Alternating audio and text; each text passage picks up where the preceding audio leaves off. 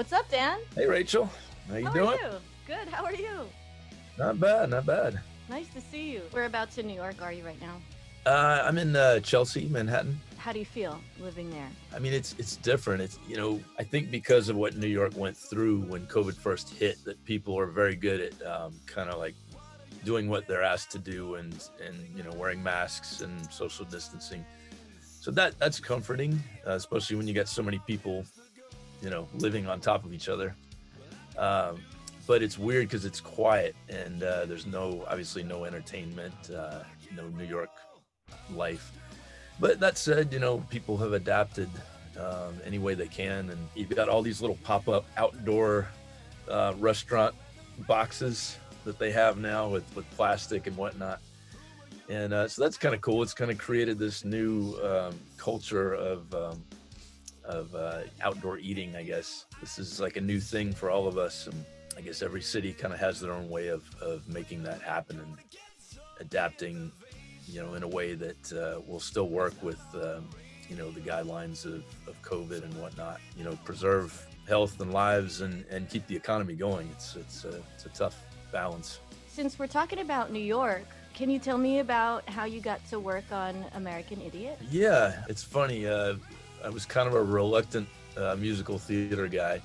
I was playing in a lot of different kinds of bands. I think at one point in the 90s, I was playing with like 8 different bands or projects.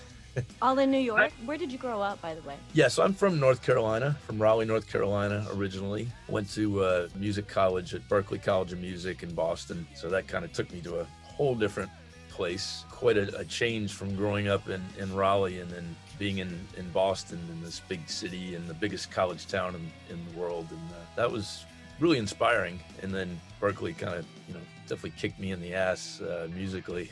I wasn't the best bass player in my high school anymore. I was just like all these incredible players, which is good, kind of get at that age. I was 19, so, I got knocked down a peg and, got to where I needed to be mentally. 4 years there, and I went to Nashville for a year and a half. I kind of wasn't finding the live rhythm section work that I wanted to find, and really tough scene to break into. There's some incredible players there, of course.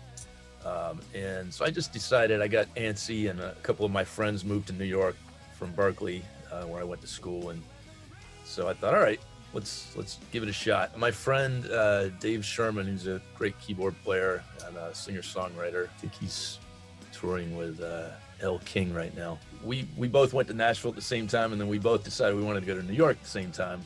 So we came here, we started out rooming together. We were in a band together, and then he moved in with his girlfriend. I moved in with my girlfriend. We kind of, went different ways, but we kept in touch and we kept playing together. And then we kind of got ourselves into the scene. Of course, like anywhere, it takes a while to kind of dig into it, but you start going to jams and meeting people, and word of mouth.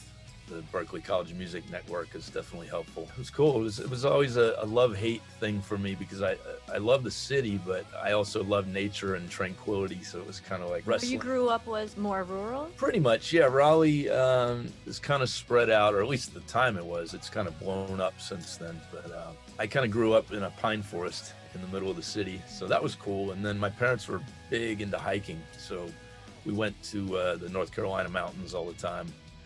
So that was kind of like my Zen stuff. And later on, when I got into songwriting, that would be kind of my, place to go to be creative, which I was able to do in Las Vegas, because obviously a lot of people that don't live there don't know how really cool the nature is around there. The mountains, all the great hiking and, kayaking, whatever you want to do. There's so many things you could do around the city and get out really quickly. And that's what I love. So I can do that in Vegas. It's a little harder in New York to kind of get to mountains. Did you have to audition for that show, for American Idiot? Most of the musician positions in Broadway are word of mouth through contractors. So you kind of have to get to know. At that time, there were basically like 2 main contractors booking most of the stuff. Now there's some younger guys that have kind of started a new generation. Like I said earlier, I wasn't trying to get into musical theater. I wasn't really into the whole like Les Mis, Oklahoma I can appreciate it, but it wasn't really my cup of tea. I kind of like more kind of backbeat, groove-oriented things as a bass player. But then fast forward, I played with a lot of the guys I played with got into musical theater. At the same time, a lot of rock pop shows started kind of creeping into Broadway. And then I thought, all right, that's kind of cool. And then a good friend of mine, Tom Kitt, has done a lot of things there, and he's been very successful. And he called on me for American Idiot.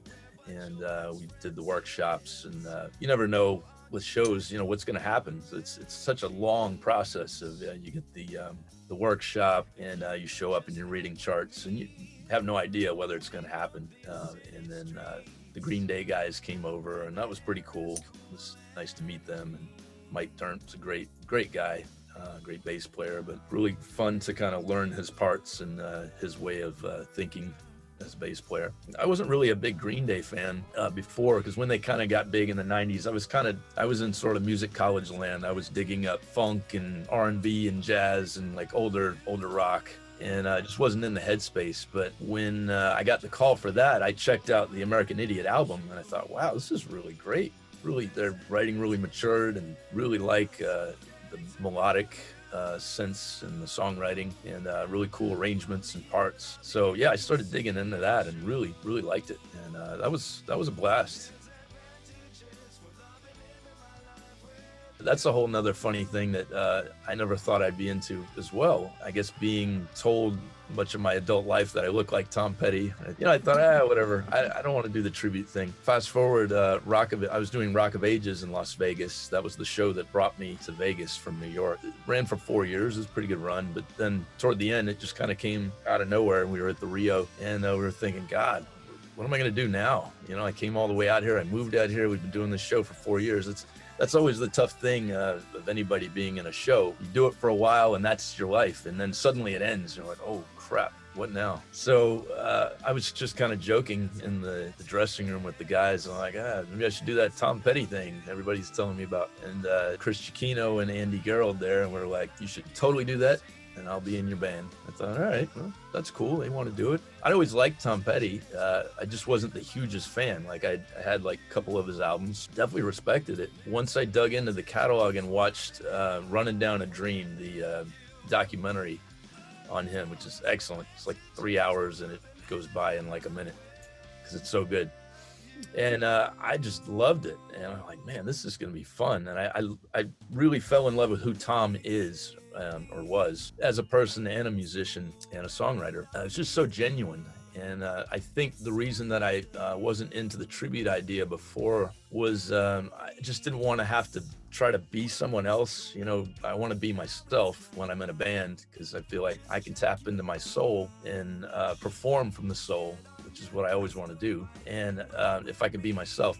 With Tom, I realized, all right, I already kind of look like him. My vocal range is similar. I just, lean a little bit in his direction, wear the appropriate clothing, and I'm good to go. And it just kind of took off, and got a couple agents and started booking some nice shows out of town. And we've had so much fun with that.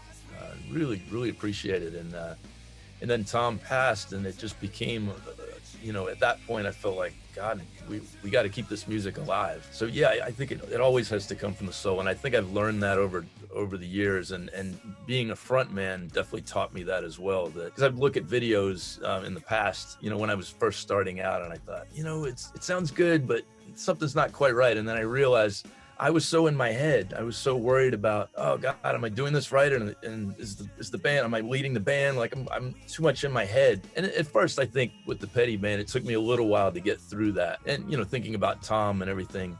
And that's when I finally realized, you know what, we just got to honor Tom. And I'm a fan just like the people in the audience. I just try to connect with them on that level, and not look down on them like, hey, I'm this big performer up here and I'm top notch and you're going to watch me and like it. It's more like we're hanging out and we're playing, hey, aren't these songs amazing? Like, that's kind of what works for me, I think. And then letting people know frequently that I'm not trying to be him, or we're not trying to be the band. We're just honoring them. I think that's the only approach that works for me if I'm going to be in a tribute band.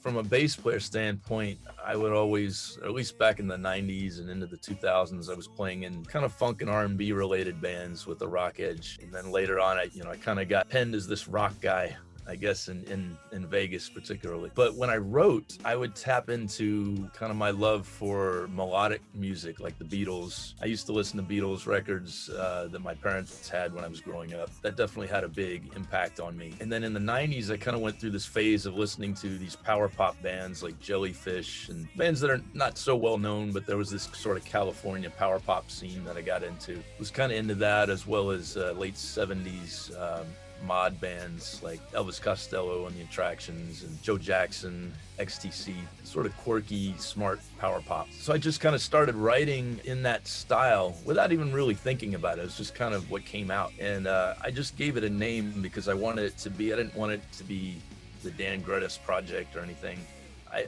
Somehow in a rock band, I feel like it needs to be about band name instead of an artist name. And I had this dream, the song came to me. It was something looping in my head. It was, hey, Uncle Pumpkin. Ba-da-da-da-da. And I was like, what the heck is Uncle Pumpkin? I was like, well, it sounds interesting. So I wrote a song about it. And then my friend was like, dude, you got to call the band Uncle Pumpkin. I had these songs I was writing, and finally Andy Gerald approached me. We were in Rock of Ages at first, and he was playing guitar in that band. He played 3 different instruments really well, he's just one of those guys. And he approached me saying, hey, I know you write songs. Let me produce one of your songs, and if you like it, I'll do a whole album or whatever. Sure enough, he did a great job with the first song. We really got along musically, kind of co-producing, and he produced some of it. Andy and I did everything. Actually, Andy played a large amount of that stuff. And he played a lot of the guitars. I'm not a very good guitar player, so I would just kind of show him the part, and he would play it better. So I'm like, all right, you do it. And then I played bass and some rhythm guitar and a little bit of keyboard and all the vocals.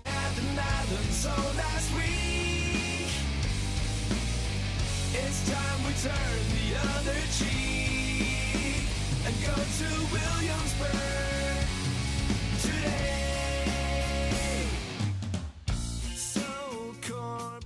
Well, that's another sort of balance thing that a lot of musicians or songwriters will have to go through. You may get a producer who you're not agreeing with, but if you're kind of a newbie, I guess, ideally, if this producer has been doing things for a while and kind of knows what they're doing, you can definitely get something from them. I think it's good to kind of sit back and let them speak their piece about their views of things.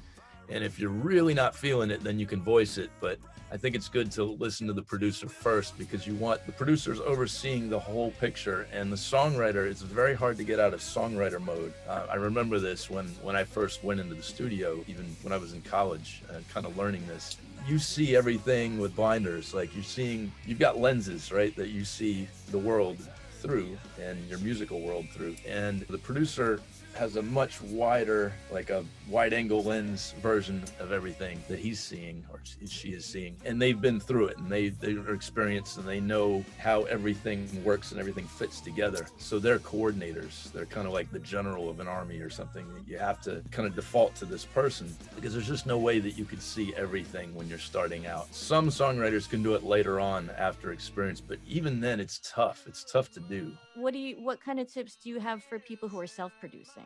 I would say, as far as self-producing, to look at what other people have done. And even as a bass player, that's kind of what one of my best teachers at Berklee told me. It wasn't the ones that were teaching me all this difficult stuff, but it was one who's like, don't be afraid to listen to what other great players have done. So I think you can apply that to the producing world as well. Look at some of the stuff that you really respect, and some of the producers that you would respect, or the artists, and just kind of see how they handled certain types of songs and certain situations, as long as you're still yourself.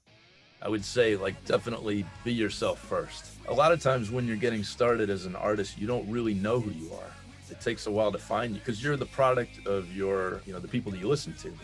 Influence. You don't generally want to sound exactly like your influences. You want to sound like you, right? So I think that's kind of the development process of you hatch out of the egg, and your parents raise you, and then you go off on your own, and you've got to find that essence of you.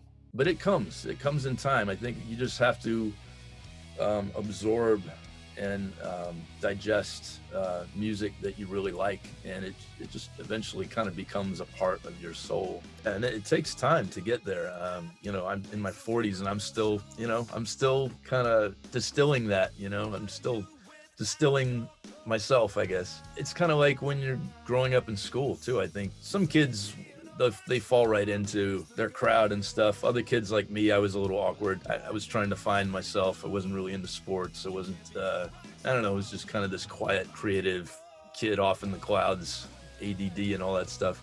At first, I was like, all right, I guess I got to be like these people, and you kind of try to morph yourself into that. And then I'm like, no, that's not right. And then I got older, and then I realized that music was my voice. I always liked music, but in high school, it finally clicked when I started playing bass. I picked it up really quickly. I played in some bands and got some attention from the ladies, and all the stuff you need for your ego when you're a boy. Exactly. That's usually what it does. Exactly. And at that point, I was like, I don't need to be like these people. Screw them. Like, I'm going to be myself. And then I started realizing for the first time, like, who I really was. Then began the path of kind of working on that. You can definitely compromise. You can always compromise. So if you're working on tasked to write a song in a certain style and it's not really your style and you feel a little weird, you can still find that balance between who you really are and that style. You can still put your voice into it and still kind of be in that style. You just have to find that line. Snow is on the way, but the family's far away. Tradition has gone astray, missing the warmth we knew. Christmas 2020. At first, it was cool to have that time off, but then it kind of things got dark and stressful, and obviously there was a lot going on, politics and things worldwide that were just really tough. And I got to the point where I was thinking, wow, I got time, I should write. But I was so bummed out and stressed out that I didn't really want to write, because I don't really write well when I'm feeling that way. And some people do. I think for me, if I'm gonna write about something that was stressful, I need to get through it first and be on the other side looking back on it. But when I'm in it, I'm not there. So what I had to do was just shut off the world a little bit, kind of distance myself. I really had to kind of stop watching the news and get off of social media for a while, because it was just too toxic for me. And a lot of people, know what I'm talking about. And it seemed like it was a lot more manageable when I could do that. And I kind of had to, I guess it was in a mindset. I thought about it and I was like, okay, there's only so many things that I can control right now. I can't control the virus. I can't control politics other than going to vote. And I can't control anything else out in the world other than what's right in front of me. So I just try to focus on the things that I can actually control. And that's my life right in front of me. So try to kind of have a daily routine. You get up. I really should be exercising more, but ideally should be getting up, doing exercise, eating a meal, doing things to kind of get your blood pumping, and then you can get down and get on the computer, either do things you need to do or do things you want to do. Sometimes I'll do things that I don't want to do, like budgeting for bills and stuff, get that out of the way, and then I treat myself. I'm like, okay, free time. So now I can sit down and play, musically. And so I've been kind of allowing myself to do that. It's hard when you're stressed out. And so I just kind of have to try to get out of that mindset. We can only control so many things in the world right now, and there's no use worrying about things that are out of our control, I figure. I think for me and a lot of people that I've read about, your subconscious is where you want to get to for the creative stuff, for the really good creative nuggets that come out. For me, I have to get to that subconscious. I guess meditation would be probably a way to get to that. I need to work on that. The thing about writing and creativity, I always want to get into the subconscious. I guess it's the other side of the brain from, I don't know, some people say that music is done on the math side of the brain, but definitely not for me. I'm not good at math. It's getting away from mundane things. And for me, I mentioned earlier, I like to hike. I like to go out in nature, just kind of be by myself and get away. For some people, or I mean, even sometimes I've come up with a lot of ideas in the shower. I'm sure a lot of people have. It's probably because you go in there, you're comfortable, you're by yourself, you're in this nice warm water, and you're not thinking about anything. You're letting your mind go. And I think that's how you get into that space. Apparently Einstein used to do that. A lot of people thought, oh, he was so brilliant, and he was, but he didn't do well in school. The teachers didn't think that he was going to amount to anything because he was in his own world. He was a creative. And so he learned that he had to, I think he actually did meditate or something, or he would sit down and try to get into that creative state of mind. And he said, you can't answer a question with the same state of mind that you come up with the question. You have to get into a different state of mind to come up with an answer. It's almost like stepping outside and looking back at you, which I guess if you're really meditating, supposedly you can do that. But also I read that Peter Gabriel, he needs to be moving. So he needs to be in a car or a train or something, which for me, I think there's something to that. I like to be hiking and breathing hard and sweating a little bit, working hard, and then it's just the endorphins take over, and then it's just like euphoria for me. It's like, whoa, I got these ideas, I feel great. It's probably all comes hand in hand. If you're feeling great, and free, then you're probably going to get some cool ideas. That's what I do. And if I'm stuck on something, then I know that's what I have to do. I have to get away from my computer, my desk, the stuff that I see every day when I'm working on taxes or whatever the heck that you don't want to think about. Just go somewhere, go to a park, go take a walk, and free your mind. There's advantages of getting to know you, and I'm out of my league, but I'm beginning to see the truth. There's advantages for loving living my life with you.